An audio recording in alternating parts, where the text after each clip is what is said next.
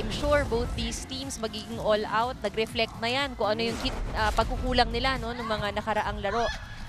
Pati siguro doble yung kanilang pagod na nararamdaman. At Eric, nakita rin naman natin, the games that they've played before they got here, mahabaan din yung laro. So hindi rin magagaan yung kanilang mga nakakalaban. Yusha? Okay. Hotting? Prado. Ito si Shout. Mukhang binabawian yung low output niya nung huling game. Nakakadalawa na dito. So set number 1 pa lang. Thailand. Ito si Jackie. Combination doon. Tinago ni Soriano si Galanza. Oo, tama ka dyan at napalusot ni Galanza ang kanyang opensa. Ika nga yung laro ng mga players ngayon dahil obviously they're not competing for the championship. This is a battle for third place. Actually, ako nga, I see that it's still the opposite. Even if it's the battle for third, nandun pa rin yung pressure playing for a while. Meron pa rin yung adjustment eh, even if ganun, the natural position mo is different. And ito nga yung sinasabi ng mga players na kino-convert eh. Pag kinonvert ka to libero, iba yung magaling kang dumepensa at mag-receive. Cabanos, Kaupin, Prado hindi nakuha ng maayos and that's outside. Puntos kaagad para sa Cool Smashers. Lamang sila dito. Cabanos mula sa UST. Tipachot, babawi! Tipachot, pag nangyayang may mukha, parang ang bait, ano? Parang hindi makapatay ng langaw eh. But surely, itong Power Smashers inching closer. So, Alyssa Valdez, nando doon para magbigay na naman ng 2 puntos na kalamangan. Oh, solid block naman ni Soriano kontra kay Hiapa. 2. Alyssa Valdez. Talaga, doon pupunta eh, no? At it's the same target. Si Valdez, ang bigat din kasi ng bola. Tinig ng mga fans ng Cool Smashers ang sisigawan dito. Ayan na. Yun, sinagot naman sila ni Kutika Kaupin. But I guess overall, ang naging maganda sa nakita natin sa nilaro ng Cool Smashers, hindi tight ang kanilang...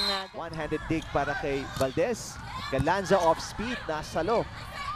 Ni Prado, tipachot, pupuntos para sa Power Smashers. Lamang sila dito ng 2.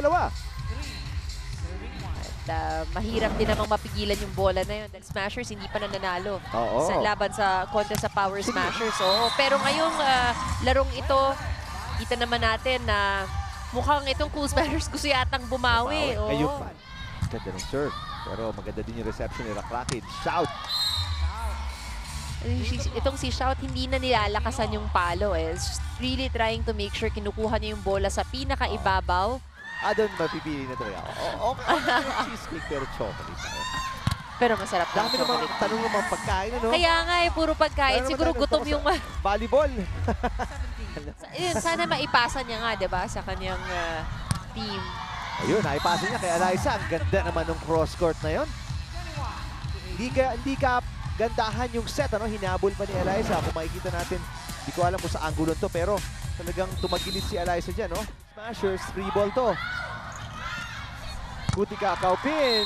Check ball ba? Yes. Not too many fancy plays para dito sa Cool Smashers. Court si Arocha. Palad, pumasok din para kay Cabanos. Kaupin. Ang ganda naman nun. Nakaharap siya sa cross-court pero down the line pinalo, no? Good target para kay Kaupin. Off speed para kay Kaupin. Guillema. Arocha, cross-court. Nandun si Galanza.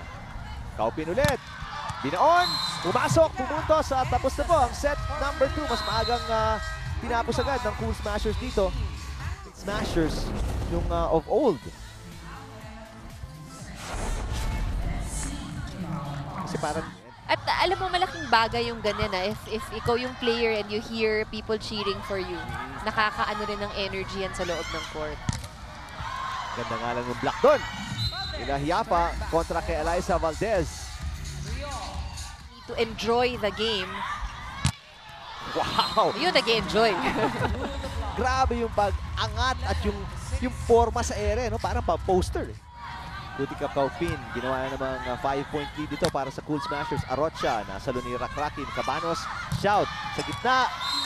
Ando doon si Prado, ando doon si Galang, pero nagkahiyaan yung dalawa. Oo, at siguro si Prado iniisip, okay, katabi ko yung libero, kay libero. Galang na lang. Cabanos punta kay Eliza Valdez. Yes!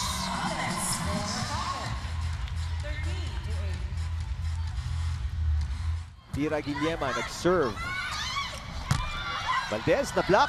Pinasok ng balikat ni Alex Cabanos yung bola niya, pero naitawid ulit ng Power Smashers.